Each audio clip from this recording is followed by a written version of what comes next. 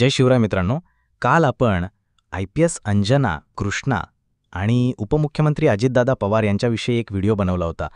या व्हिडिओमध्ये आपण अजितदादा आणि IPS कृष्णा यांच्यात काय संवाद झाला याविषयी माहिती बघितली. परंतु यानंतर या प्रकरणाचे पुढे काय झाले ते आपण या व्हिडिओच्या माध्यमातून बघणार आहोत. मैं बोल रहा हूं डेप्युटी चीफ मिनिस्टर हे म्हणणं अजित पवारांना आणि कार्यकर्त्याने थेट उपमुख्यमंत्र्यांना फोन लावलंय हे सांगणं चांगलंच महागात पडलंय. त्या 20 जणांविरोधात गुन्हा दाखल झालाय. IPS अंजना यांची हिस्ट्रीसुद्धा तितकीच डेंजर आहे. ज्या कार्यकर्त्यांसाठी राज्याचे उपमुख्यमंत्री अजित पवार हे महिला IPS अधिकारी अंजना कृष्णा यांना कॉलवर तुम्हारी इतनी हिम्मत मैं ॲक्शन लूंगा असं म्हणाले होते, त्या कार्यकर्त्यांसह ग्रामस्थच आता अडचणीत आलेत. सरकारी कामात अडथळे आणल्याप्रकरणी बाबा जगताप, नितीन माळी, संतोष कापडे, अण्णा धाणे यांच्यासह 15 ते 20 ग्रामस्थांवरती गुन्हा दाखल करण्यात आला. या प्रकरणी ग्राम महसूल अधिकारी प्रीती शिंदे यांनी तक्रार दिली होती. शेतकरी जनशक्ती संघटनेचे अध्यक्ष अतुल खुपसे यांनी याबाबत गुन्हा दाखल करावा अशी मागणी केली होती आणि त्यानंतर आंदोलनाचा इशारासुद्धा दिला होता. अजित पवार आणि महिला IPS अधिकारी करमाळा तालुक्याच्या पोलीस उपअधीक्षक अंजना कृष्णा यांचा व्हॉइस कॉल आणि व्हिडिओ कॉल सध्या सोशल मीडियावर प्रचंड व्हायरल झालाय. IPS अंजना यांनी हुशारीने जेव्हा त्यांचाही कॅमेरा सुरू केला तेव्हा हे सगळ्या गोष्टीला टर्निंग पॉईंट आलाय. करमाळा तालुक्यातील कुरडू, जिल्हा सोलापूर येथे बेकायदेशीर मुरुम उपसा सुरू होता. महसूल अधिकारी आणि पोलीस अधिकारी बेकायदेशीर मुरुम उपसा रोखण्यासाठी गेले होते. यावेळी अजित पवार यांच्या नेतृत्वातील राष्ट्रवादी काँग्रेसचे कार्यकर्ते पोलीस आणि महसूल अधिकाऱ्यांना भिडले.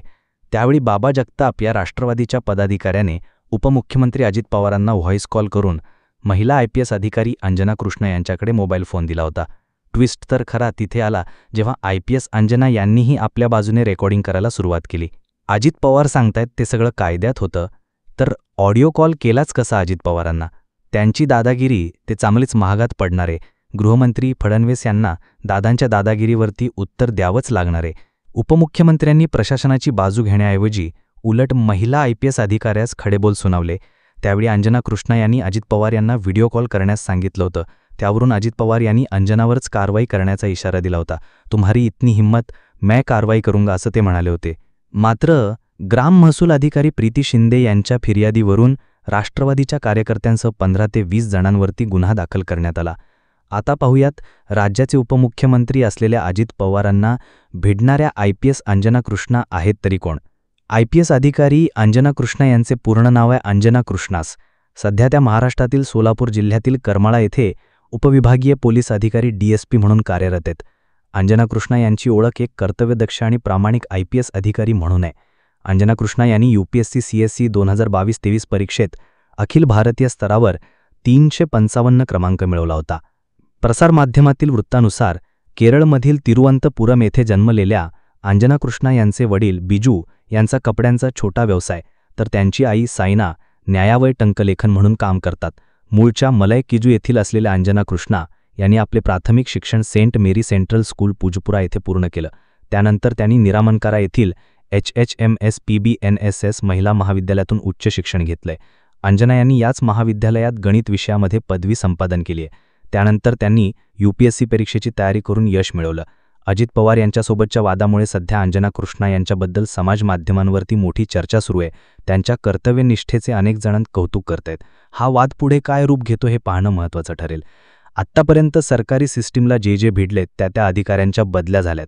दादांनी दिलेली धमकी म्हणजे हाच होता की आत्ता बघून घेतो, म्हणजे एकतर त्यांची बदली केली जाईल किंवा मग कायद्यावरून प्रेशर आणलं जाईल. पण एखाद्या ठिकाणी जर बेकायदेशीर मुरुम उपसा सुरू असेल किंवा एखाद्या ठिकाणी जर बेकायदेशीर काहीतरी सुरू असेल तर त्यावरती कारवाई करण्याअगोदर आता DCM सोबतच बोलावं लागणार आहे का, असा प्रश्न तयार झालेला आहे. अजित पवार उपमुख्यमंत्री आपण कधीही बेकायदेशीर गोष्टींना पाठीशी घालत नाही असं सांगणाऱ्या अजित पवारांचा थेट व्हॉइस कॉल आणि व्हिडिओ कॉल व्हायरल झाल्यानंतर आता प्रश्न पडलेला आहे, सत्ताधाऱ्यांच्या जीवावरती कार्यकर्ते जो माज करत असतात त्या माजाचा हा प्रकार आहे का? प्रश्न तयार झालेत. ज्या प्रश्नांवरती उत्तर देणं अजित पवारांना सुद्धा क्रमप्राप्त असणार आहे आणि त्यानंतर गृहमंत्री देवेंद्र फडणवीस यांना सुद्धा अजित पवारांच्या दादागिरीवरती उत्तर द्यावंच लागणार आहे. बेकायदेशीर कुठलीही कारवाई करताना आता DCM सोबतच बोलावं लागणार आहे का? या निमित्ताने असा प्रश्न तयार झालाय. दरम्यान IPS अंजना कृष्ण यांनी त्याच शिताफीने ज्यावेळी अजित पवार म्हटले की तुमचा नंबर द्या, मी तुम्हाला व्हिडिओ कॉल करतो, माझा चेहरा तर तुम्ही ओळखत असाल ना. दरम्यान त्याचवेळी अंजना यांनी आपल्या सोबत असलेल्या एका सहकाऱ्यास तूही व्हिडिओ कॉल सुरू कर आणि सगळं रेकॉर्डिंग कर असं सांगितलं आणि तिथून खऱ्या अर्थाने ट्विस्ट आला. दरम्यान ज्या ऑडिओ कॉलवरून अजित पवार यांनी कॉल केला होता, ज्या ऑडिओ कॉलच्या माध्यमातून त्याचा फोटोही त्यांनी क्लिक केला होता. IPS कायद्याचा नॉलेज त्यांना तितकंच आहे, तेव्हाच ते IPS या पदावरती आहेत. प्रशासन रेटूखाऊ भूमिका घेऊ शकतो. मी आदेश देता कागदोपत्र द्यायचा होता की बेकायदेशीर मुरुमउपसा करणं चुकीचं आहे. त्यामुळे दादांना ही दादागिरी नेमकं कोणत्या भावात पडते हे पाहण्यासारखं असणार आहे. कारण यावरती सामाजिक कार्यकर्त्या अंजली दमानिया यांनी सुद्धा हेच प्रश्न उपस्थित केले, तेच आपण जशास तसं सांगितलं. या सगळ्या गोष्टींकडे तुम्ही कसं पाहता? IPS अंजना कृष्णा यांना आपल्याकडून एक सॅल्यूट ठोकलाच पाहिजे. जय महाराष्ट्र.